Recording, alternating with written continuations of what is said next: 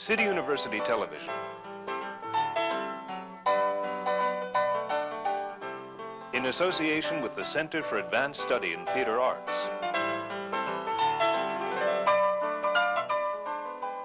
And the Harold Clurman Endowment.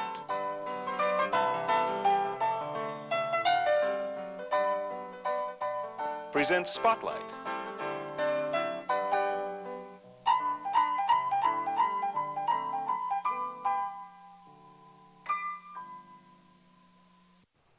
Welcome to Spotlight. I'm Ed Wilson, and my guest is the artistic director of the Long Wharf Theatre in New Haven, Connecticut, and an eminent director for the theater, Arvin Brown.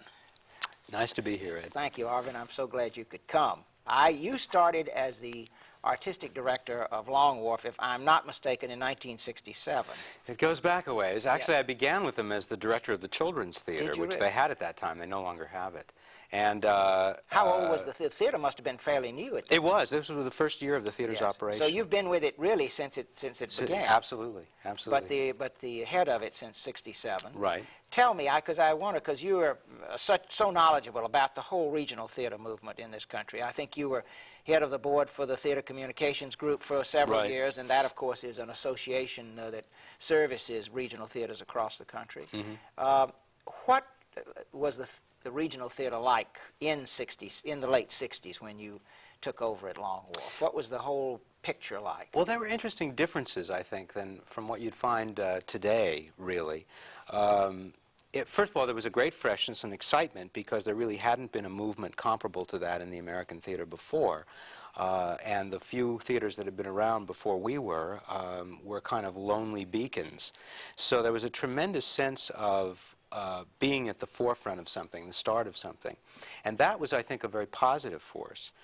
Not so positive was the fact that the theaters were a little bit more insecure than they, I think, are now, and so therefore a little bit more competitive with each other, a little more nervous about who was getting the recognition, you know, who was getting the publicity, who was getting the scripts, and all of that, I think, is still there. But it's interesting that there's almost a sense, particularly within the last couple of years, of a kind of beleaguered community, where the wagons are being drawn up in the circle, and people have a kind of solidarity and a sense of togetherness that I think is a kind of wonderful spirit of right now that I never felt back then.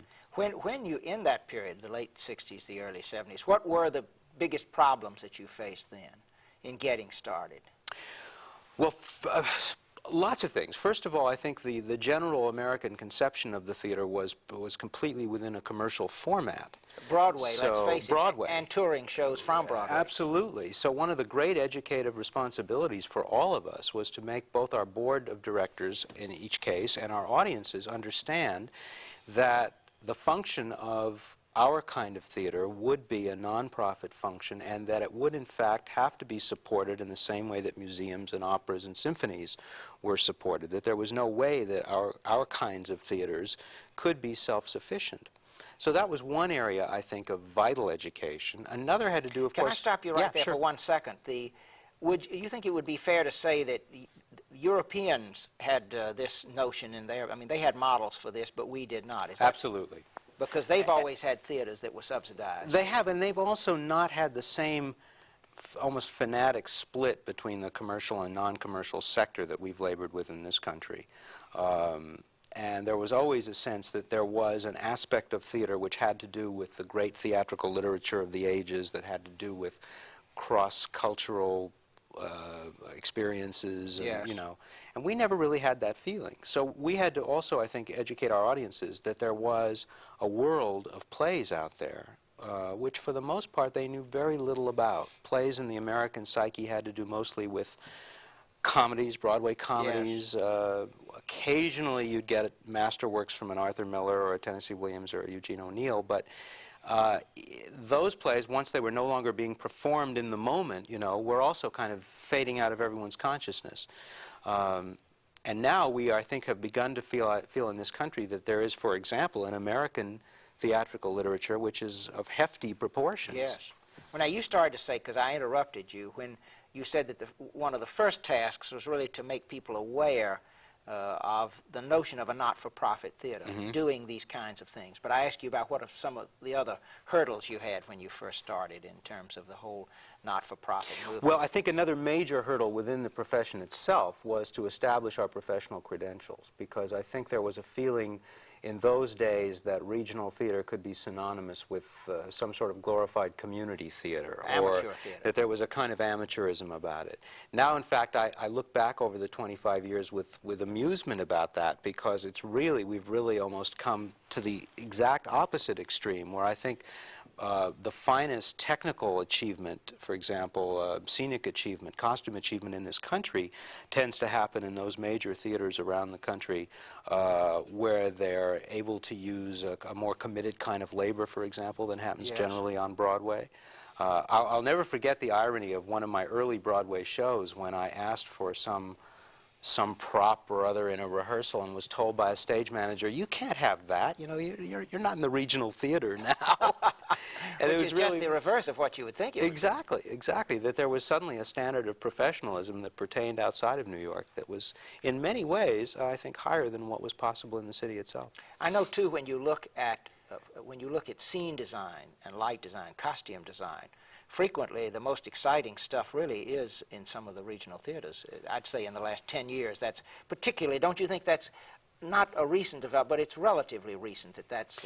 I think that's very true. It has a lot to do not only with the economic forces, but I think it also has to do with the fact that there still is more room for imagination, by and large, in the best of, I think, the regional circuit, where less hysterical demands are made upon the designers having to do with the amount of money that's raised for a show, etc.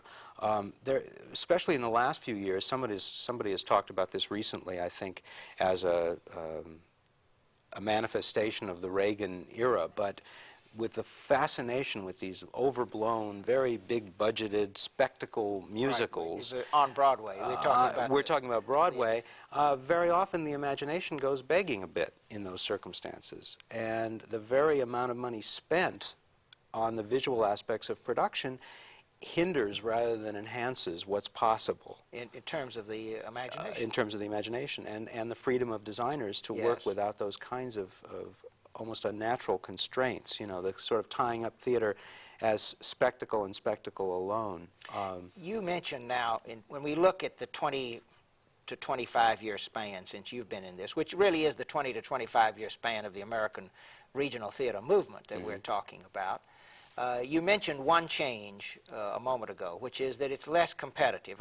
20 years ago, every theater wanted to have world premieres, American premieres, all kinds of labels were very important then, I think. And as you say, it was a lot of competitiveness. And now that has changed. Have other things changed in the last 20 to 25 years that show perhaps a maturity or perhaps... Well, I think there's some very specific evolutions in the work that have come out of a new sense of sharing, which I think are very important. For example, one of the ways I think in which theaters are already beginning to contend with budget cutbacks and the slicing away of federal funding and whatnot is going to grow more pronounced over the next few seasons, and that is various kinds of sharings. Yes. I've noticed that a new play will be done by 2, sometimes 3 theaters. Exactly. And I see a lot of tremendous artistic advantage in this. First of all, on the simple level of having enough time to work, for example, on a new play, the way Lloyd Richards has with August Wilson's plays, networking them around the country at a group of theaters so that the plays get the kind of attention and work that the texts themselves vitally need. I think that's a tremendous advantage for new material. For revivals, classical work, there's suddenly a chance to try to maybe begin to think about putting casts together featuring the best performers from some of the high-powered parts of the country. And, you know, we've thought far too long of the 2 acting pools, the New York Broadway acting pool and the Los Angeles movie acting pool. And in fact, by now we have a pool in Chicago and a pool in Philadelphia and a pool in San Francisco, and that are, you know, wonderful groups of actors who sometimes stay in those worlds and therefore don't receive the recognition on the national scale that they might deserve. And who, as you say, if you get the best from all of those, you've got quite an incredible I think group. you put together something remarkable, and I think you come, with all these kinds of moves, you come very close to realizing what I believe potentially could be the real American National Theater, which is the sharing of all of our separate identities in a certain way around the country. Let's talk a little bit, because you've touched on a couple of things. One is new plays and revivals. It seems to me that the Long Wharf has been, it's certainly not unique, but interesting in that you have really had a foot in both camps. I mean, you have done a lot of new plays there, the development of new plays. Now, how do you go about that? Don't you have a program? Don't you have a sort of workshop project or something? We do, and I think it's one of the most sensible in the country, if I might say. Describe it a little bit. It's kind of in three. We have the ability intermittently to begin with readings of texts. Let me just interrupt you for 1 second. Do you get sent a lot of new scripts? Everybody I've met in my entire life has written a script that I've been given at one time or another, whether they're cab drivers or the doctor who had But do you get, like, did my hernia operation or whoever. Do you get hundreds of scripts every year? Yeah, we get a huge number of scripts, All right. and we now have a very elaborate department of the theater that handles Just to them. read the scripts? Yeah. All right, so let's go from there. All right, you find a script that you think is interesting or has potential. That we want to put into workshop. We put it into our workshop process, and the way it works is this. It's essentially a 6-week commitment for the writer, the director, and the actors.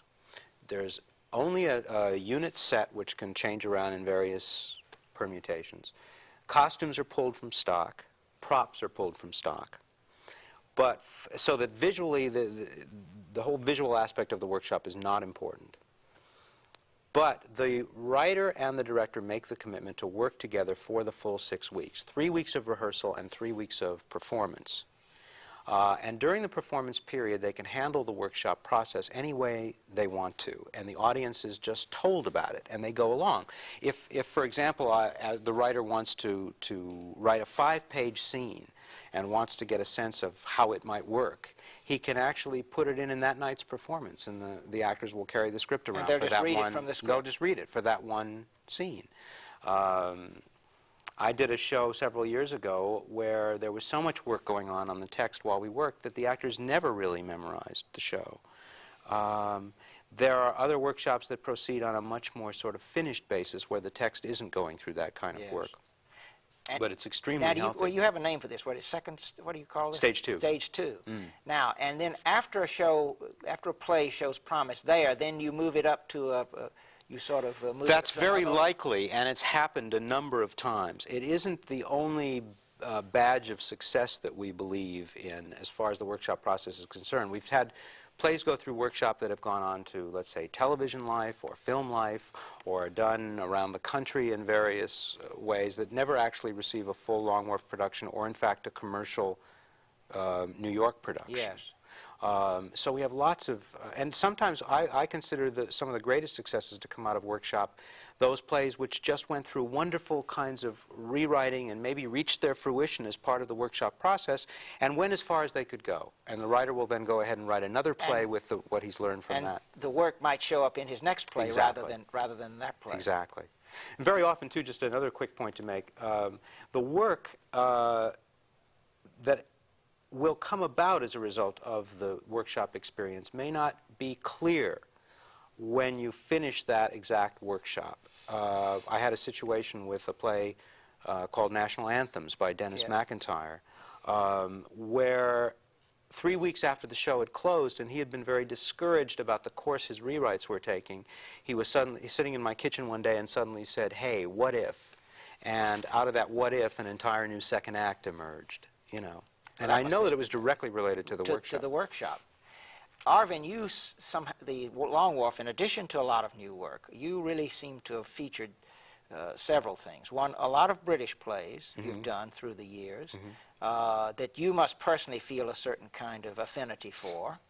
And then American classics. I mean, you've done so many things of Arthur Miller's View from the Bridge, The Crucible. Some of these, of course, you've come into New York with, and they've received Tony Awards.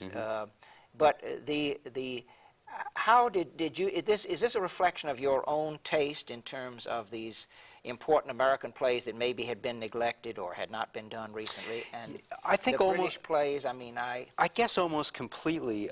You know, I've said over the years that if there is any art to being an artistic director as opposed to the art of being a director of plays, it has to do with making choices that are as emotional and committed and involved in terms of the plays you're not going to direct yourself as the plays you are. So I think that the plays that have been done at Long Wharf over the period of time that I've been the artistic director, certainly after about the first 4 or 5 years when I was kind of learning my way, I think do reflect my taste very much. As far as the British plays that we've done, I've always believed writing goes in cycles. I think we've had very rich periods of American writing, and then suddenly it'll hop the Atlantic and we'll have a very rich period of English writing. I had my early training in England, so I'm sure that I knew a lot about new directions in English writing before I maybe knew entirely what was going on back in America.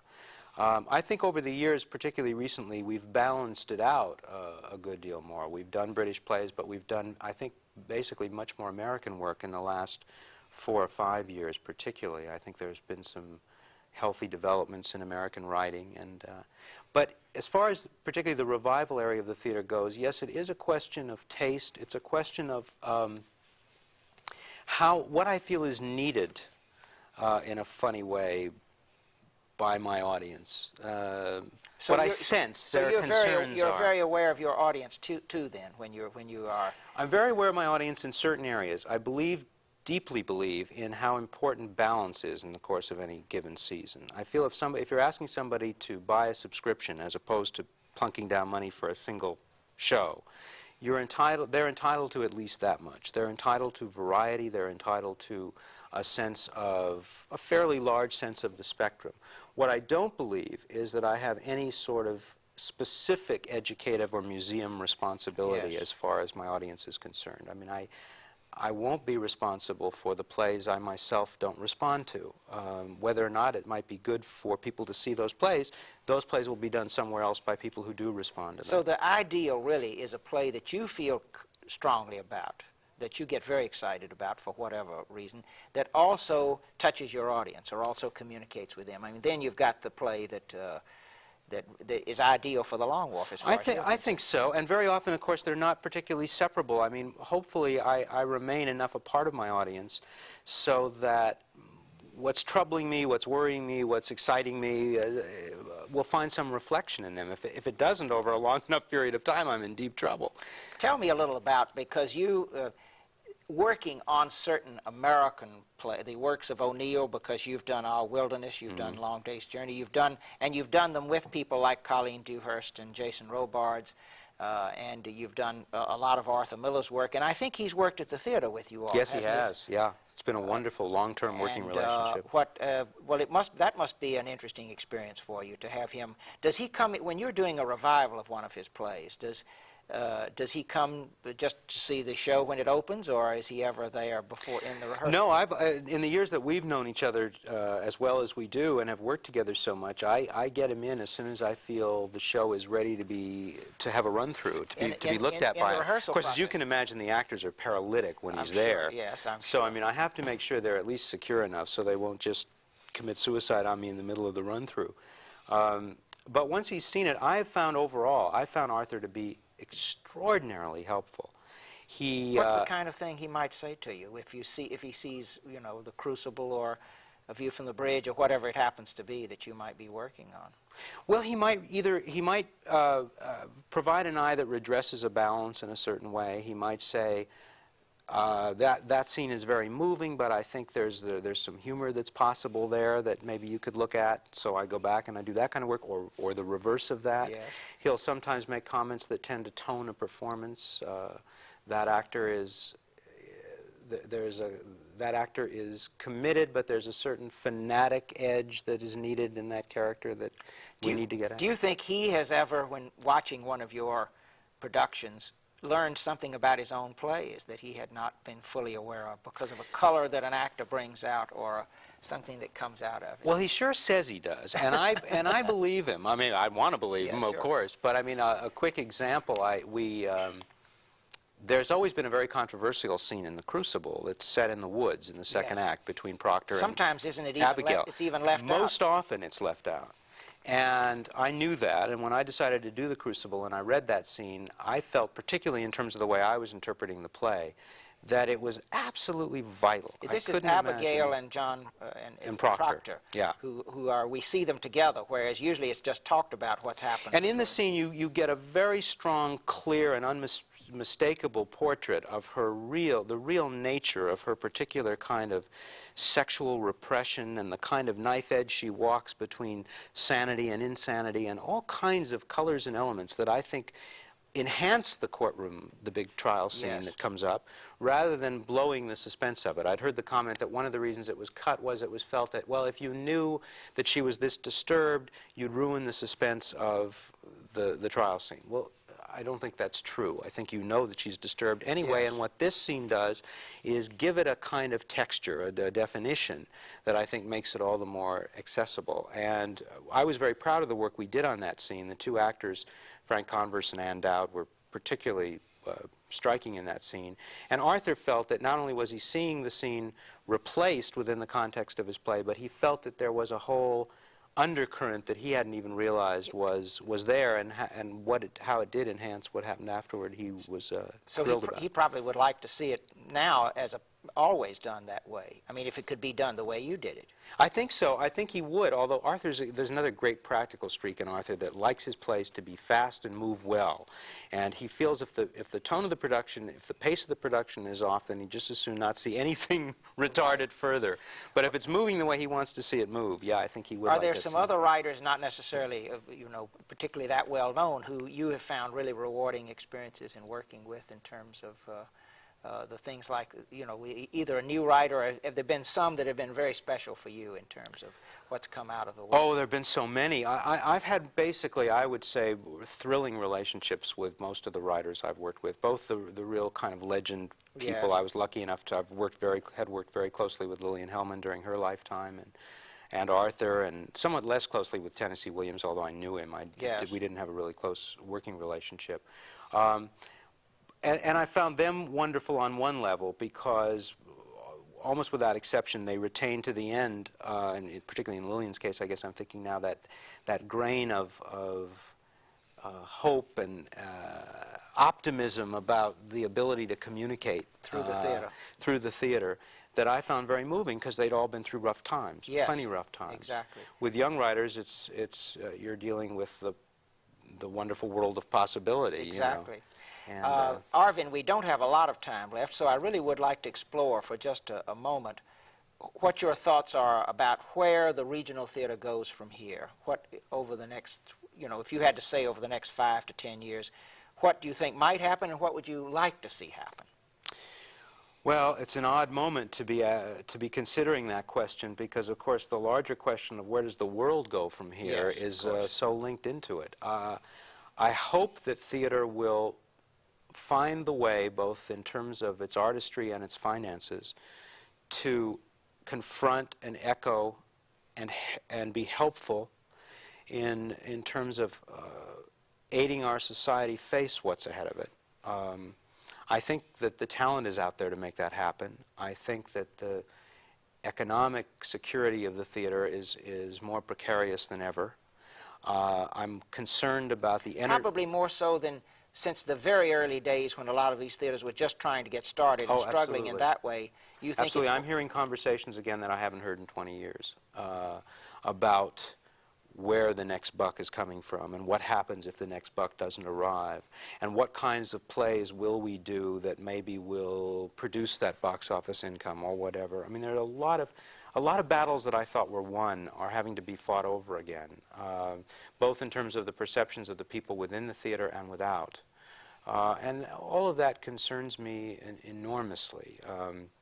I think many of us thought, just as we thought the whole art scene, but certainly the regional theater scene, as of, say, 3-4 years ago, that these theaters like the Long Wharf, but like the Arena, like the Alley, like the Goodman, the Mark Taper, these well-established theaters were there, and nothing could really, I shouldn't say nothing, but that there was not much chance of anything happening. Whereas now, theaters are threatened, aren't they? They are threatened. Well-established theaters. And I feel, not only in terms of my own attitudes toward my theater and the theaters of my fellows around the country, but in terms of my place in society in general, that I'm questioning any number of things I never thought I'd find myself questioning about the longevity of anything, the longevity of most of our institutions. I think we've got a lot of, it could be very exciting. We've got a lot of strange darkness out there to probe, and if we're able to probe it and find hope in it, then it will be a challenge well met.